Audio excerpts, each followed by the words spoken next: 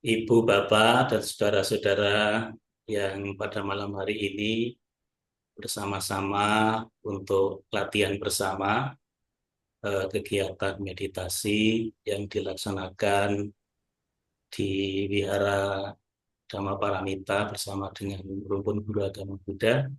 Namo Buddhaya.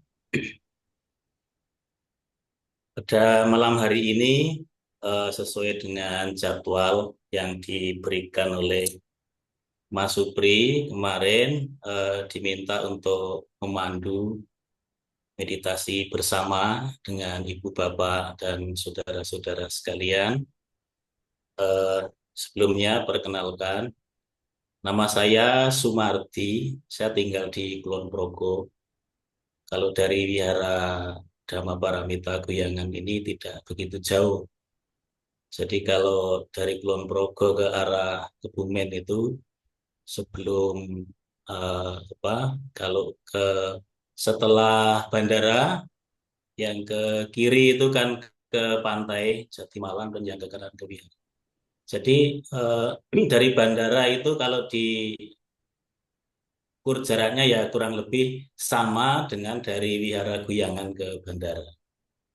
Bapak Ibu sekalian dan saudara-saudara, pada malam hari ini kita akan latihan bersama ya. Prinsipnya eh, karena juga saya bukan seorang praktisi meditasi dengan pengalaman yang juga belum cukup, sehingga kita nanti belajar bersama-sama. Dan pada eh, waktu-waktu yang lalu, saya juga mencoba mengikuti kegiatan meditasi bersama-sama dengan ibu, bapak, dan saudara-saudara. Dan pada malam hari ini nanti kita akan melanjutkan latihan. Pada waktu dibimbing oleh Pak Saring pada waktu 2 minggu yang lalu, itu kita diajak untuk bersama-sama latihan meditasi dengan mengambil objek cinta kasih. Kemudian pada minggu yang lalu, kita bersama-sama diajak untuk latihan meditasi dengan Romo Kimpo itu dengan objek pernafasan. Untuk malam hari ini kita juga akan melanjutkan lagi seperti yang sudah kita lakukan bersama pada minggu yang lalu. Nanti kita akan melakukan meditasi masih dengan menggunakan objek pernafasan. Namun juga karena masing-masing orang mempunyai jam terbang di dalam meditasi, ini berbeda-beda. Ada yang banyak pengalaman dan ada yang mungkin eh, pengalaman juga belum begitu banyak. Sehingga sifatnya nanti kita akan latihan bersama. Dan juga mungkin di akhir sesi nanti kita bisa sharing pengalaman di dalam kita melakukan latihan meditasi ini. Dan perlu kita ketahui bersama, saya mengingatkan bahwa kalau berdasarkan pada meditasi yang diajarkan dalam ajaran Buddha, itu kan ada dua jenis, yaitu meditasi samatha dan meditasi vipassana. Atau meditasi untuk mencapai ketenangan batin dan meditasi untuk mencapai pandangan terang. Dan pada kesempatan ini kita akan melakukan latihan bersama untuk meditasi masih dalam samatha. Jadi kalau digambarkan seperti dua gelas yang terisi dengan air, sama-sama airnya terkena lumpur ataupun mungkin juga terkena dengan eh, kotoran dua gelas air itu. Yang satu kalau misalnya digoyangkan, kemudian air itu menjadi keruh, yang satunya juga digoyangkan akan menjadi keruh, sama-sama menjadi keruh. Itu ibarat seperti kita ya, kita kehidupan kita yang masih belum jernih dalam hati kita. Kalau yang satunya itu ketika goyang-goyangkan airnya menjadi keruh, kemudian kalau kotoran itu kita saring, kita buang, kemudian ditinggal dengan air yang jernih itu, maka Sekali kena goyangan lagi, kena goncangan lagi, maka air itu akan tetap jernih. Tetapi ketika yang satu itu digoncang-goncangkan atau digoyangkan, kemudian diendapkan sementara, maka air itu juga akan kelihatan jernih, tetapi sifatnya sementara. Seperti itulah meditasi samatha atau yang tahapnya adalah untuk mengendapkan. Nah, kita mungkin pada malam hari ini juga melakukan latihan yang sifatnya baru pada pengendapan. Kita mengendapkan untuk mencapai ketenangan. Masing-masing orang mempunyai kemampuan untuk menenangkan hati dan pikiran, dan mungkin ada yang melakukan meditasi selama setengah jam ataupun 1 jam, tapi ada momen tertentu di saat meditasi itu mungkin barang 5 menit atau 10 menit, itu mencapai ketenangan, mencapai satu batin yang sangat tenang. Tapi ada juga yang mungkin lebih lama atau mungkin lebih lebih singkat. Jadi pengalaman-pengalaman itu tetap kita gunakan sebagai apa ya, untuk dirasakan bahwa kita melatih untuk bagaimana mengatur kesadaran agar kita dalam kehidupan ini selalu sadar, selalu hening. Kalau orang Jawa mengatakan eling lan waspada. Jadi itu yang akan kita lakukan. Nanti kita mencoba untuk melakukan latihan meditasi kira-kira 30 menit ya, 30 menit atau lebih sedikit atau mungkin kurang.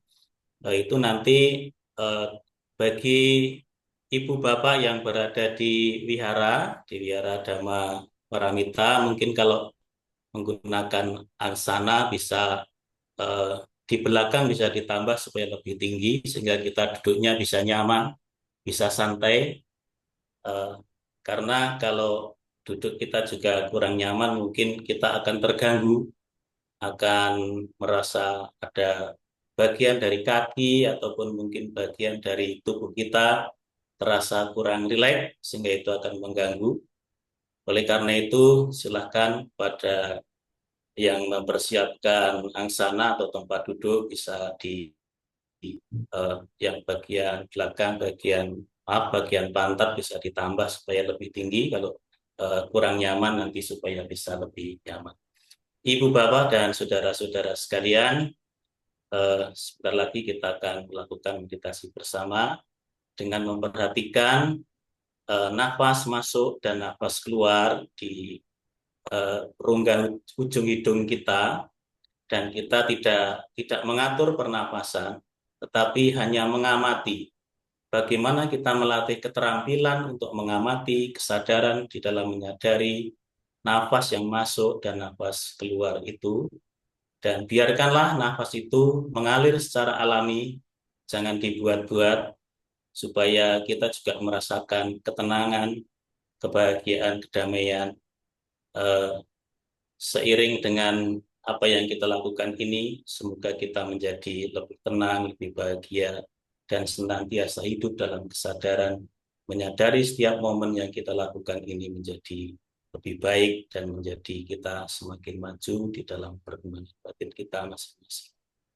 Baiklah Ibu Bapak dan saudara-saudara sekalian, marilah kita mulai dengan mengatur tubuh yang rileks, yang tidak terlalu kaku.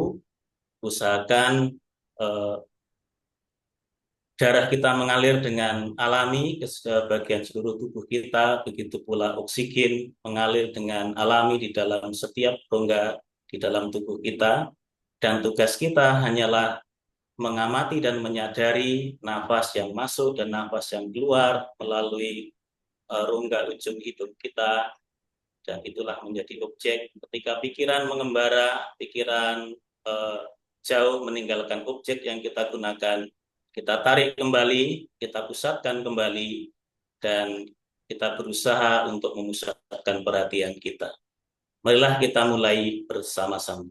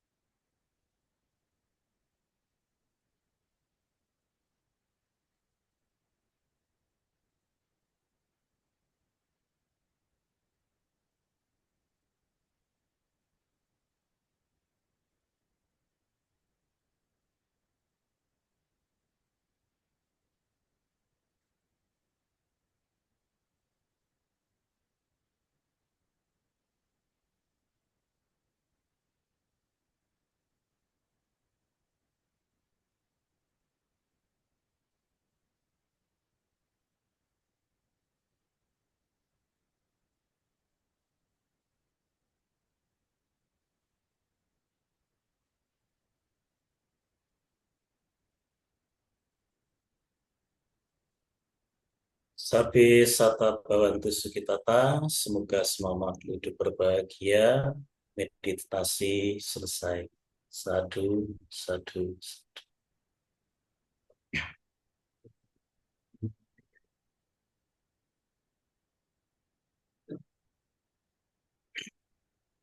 Ibu bapak dan saudara-saudara sekalian, ini kita sudah melakukan meditasi bersama kurang lebih 30 menit dan mungkin nanti kita bisa sharing Bapak Ibu dan saudara-saudara yang mungkin punya pengalaman di dalam meditasi bisa diseringkan di sini, berbagi di sini.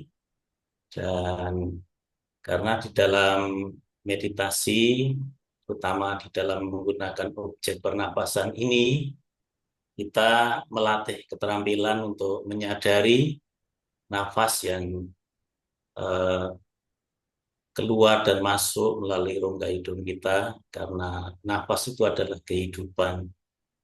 Kita menggunakan objek yang berada dalam tubuh kita, nafas itu kehidupan atau pana ya, mungkin dalam bahasa Pali pana atau prana. Kalau di dalam rumusan Pancasila Buddhis itu yang pertama kita melatih diri menghindari memotong nafas makhluk hidup, pana dan atipata atau panatipata. Karena nafas itu adalah kehidupan, sehingga dengan menyadari nafas yang kita hirup ini, kita menyadari kehidupan kita, dan juga kita menyadari tentang ketidakkekalan itu sendiri. Dan juga perlu kita ingat kembali ketika kita melakukan meditasi itu dengan memperhatikan tiga faktor dari aspek meditasi, yaitu yang pertama adalah usaha benar. Jadi kalau kita mengambil di dalam Jalan Mulia berunsur 8, usaha benar, usaha di sini adalah ada 4 hal yang perlu kita lakukan. Usaha yang dimaksud di sini adalah usaha batin. Kita berusaha untuk mencegah jangan sampai pikiran-pikiran atau batin yang negatif ini berkembang di dalam batin kita. Dan juga kita apabila telah melakukan sesuatu dari dalam batin ataupun mungkin sudah tercetus ke dalam ucapan dan tingkah laku, kita berusaha untuk menghentikan apa yang negatif itu. Kemudian kita yang ketiga berusaha untuk selalu memunculkan niatan-niatan yang positif, hal-hal yang positif dari dalam batin kita untuk selalu berkembang dan semakin meningkat. Kemudian yang keempat, kita berusaha untuk mengembangkan pikiran positif, ucapan-ucapan positif, perilaku positif yang muncul dari pikiran dan batin kita ini untuk senantiasa dikembangkan dan ditambah terus. Kemudian faktor berikutnya adalah perhatian yang benar. Perhatian itu sendiri adalah kewaspadaan, kesadaran, ya tidak lengah. Kita berusaha untuk menjaga setiap saat, untuk menjaga kesadaran, untuk menjaga agar kita tidak lengah. Karena kalau kita lengah, kita biasanya ada sesuatu masalah yang muncul dalam kehidupan kita. Ketika kita berjalan mungkin tidak waspada, kita pun bisa kesandung. Atau mungkin orang yang mengendarai kendaraan bermotor, ketika kesadarannya ataupun eh, perhatiannya tidak sempurna, saat lengah itu mungkin juga akan menghadapi masalah. Oleh karena itu kita harus menjaga kewaspadaan, harus menjaga perhatian kita. Kita tidak lengah, berusaha untuk tidak lengah. Dan faktor berikutnya adalah konsentrasi itu sendiri. Kita mengambil objek sebagai salah satu sarana untuk memusatkan perhatian dan pikiran kita agar senantiasa kita terjaga, kita terampil memanage atau mengatur atau mengolah pikiran itu sendiri, perhatian itu sendiri. Sehingga dengan demikian yang kita latih ini bisa kita terapkan dalam kehidupan sehari-hari untuk selalu sadar setiap saat, selalu waspada setiap saat, atau kalau di dalam bahasa Jawanya, selalu eling lan waspada. Ibu Bapak dan saudara-saudara sekalian, mungkin ada yang perlu di-sharingkan atau disampaikan, berbagi pada kesempatan hari ini. Waktu saya kembalikan kepada Mas Sugeng. Terima kasih. Eh, Baik, terima kasih Romo telah membimbing dan memberikan arahan dalam latihan meditasi pada malam hari ini. Mungkin kami berkesempatan kepada teman-teman yang mengikuti via online Zoom. Jika ada hal yang mau disampaikan, kami persilahkan terlebih dahulu. Mungkin dari teman-teman yang di Zoom, kami persilahkan.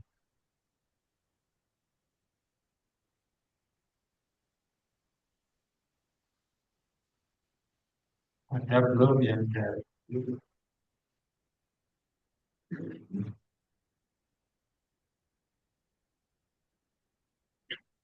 Kalau belum mungkin ada hal yang perlu kami sampaikan juga Romo, ada titipan ketika kami sharing tentang meditasi. Nah, Baik, meditasi itu kan yang ditekankan kesadaran. Nah, kemarin sempat bincang-bincang dengan teman kesadaran. Misalnya kita objeknya pernapasan, memperhatikan keluar masuknya nafas. Tapi dalam perjalanan latihan itu pikiran mengarah ke yang lain. Tapi jalannya pikiran itu tetap kita ketahui, kita sadari. Nah, pertanyaannya kira-kira pandangannya bagaimana dengan peristiwa itu. Jadi ketika kita meditasi, memperhatikan objek keluar masuknya nafas, penuh kesadaran, tapi dalam perjalanannya pikiran kita mengarah ke mana, memikirkan apa. Tapi itu tetap kita sadari, kita pahami, oh ini ke sini. Itu bagaimana Romo pandangannya? Terima kasih Romo. oke, terima kasih. Eh, dalam hal ini perlu kita pahami juga ketika kita melakukan meditasi untuk ketenangan atau samatha, itu kita mengambil salah satu dari 40 objek. Di antaranya adalah tadi dengan menyadari keluar dan masuknya nafas. Nah, ketika kita mengambil objek pernafasan, kemudian pikiran kita keluar atau menyimpang dari apa yang kita jadikan objek itu, tugas kita adalah menarik kembali. Nah, jadi pikiran ini kita arahkan, perhatian kita arahkan, menyadari nafas yang masuk, nafas yang keluar secara alami dan tidak dipaksakan. Jadi kalau pikiran mengembara kemana-mana, sekalipun itu mungkin kita menyadari, oh pikiran saya sedang pergi ke mana, pikiran saya sedang memikirkan apa. Kita kembali lagi kepada objek yang kita gunakan, supaya kita juga terampil di dalam mengarahkan perhatian dan pikiran kita kepada objek. Berbeda ketika kita latihan vipassana, ini memang agak berbeda. Ketika kita melakukan latihan vipassana, biasanya kita menggunakan objek nama dan rupa atau jasmani dan batin. Jadi seandainya kita pada saat awal menggunakan objek pernafasan yang menggunakan pernafasan skat rongga dada misalnya atau diafragma, kemudian pada saat itu pikiran tiba-tiba pergi atau mungkin terganggu dengan kondisi fisik, kakinya mungkin kesemutan. Nah, pikiran kita alihkan sementara. Kalau pada saat awalnya kita memperhatikan pernafasan dalam skat rongga dada ataupun diafragma, tapi kaki kita sakit atau semutan, pikiran perhatian kita arahkan untuk menyadari munculnya rasa sakit pada kaki, kita sadari dan biarkan itu berjalan sebagaimana apa adanya, kemudian kita lepas. Nah, semua yang muncul dalam tubuh kita ini sepanjang masih itu nama dan rupa atau batin dan jasmani atau nama dan rupa, kita amat-amati dengan seksama. kemunculannya, perkembangannya, dan lenyapnya kembali apa yang muncul dalam tubuh kita. Jadi pada saat kita melakukan objek pernafasan, ketika kita melakukan latihan vipassana, itu perhatian bisa kita alihkan. Tapi sementara ketika rasa sakit atau gatal itu sudah hilang, kita kembalikan kepada objek yang diambil semula, yaitu pernafasan yang kita gunakan. Tetapi di dalam samatha ini, kita berupaya untuk tetap fokus pada objek awal, yaitu perhatian kita kepada pernafasan. Memang kadang-kadang pada saat kita melakukan pengamatan ataupun menyadari tentang pernafasan yang masuk dan keluar ini, seringkali pikiran kita pergi kemana-mana. Kita berusaha sekuat tenaga untuk memfokuskan kembali kepada apa yang kita gunakan sebagai objek itu. Itu kalau menurut pemahaman saya demikian, Mas Supri. Terima kasih. Baik, terima kasih Romo. Mungkin dari teman-teman yang ada di Zoom ada yang mau disampaikan, mengingat waktu juga sudah mendekati pukul 8.30, atau teman-teman dari Zoom sudah cukup. Saya kira teman-teman dari yang ada di Zoom belum ada yang disampaikan, Romo. Terima kasih. Eh, Kami dari Wihara Dewa Paramita dan teman-teman dari Satuan Tujuan Pemuda bisa mengucapkan terima kasih atas kesempatan bimbingannya meditasi pada malam hari ini. Semoga bermanfaat bagi kami dan tentunya semua makhluk. Sekali lagi kami mengucapkan terima kasih Anumodana Romo. Terima Terima kasih. kasih. Selamat malam. Oke, terima kasih. Namo Buddhaya. Terima kasih Romo Sumardi, Pak Terima Pri, kasih. dan Bapak Ibu yang di Purworejo. Sehat selalu. Oke. Terima kasih.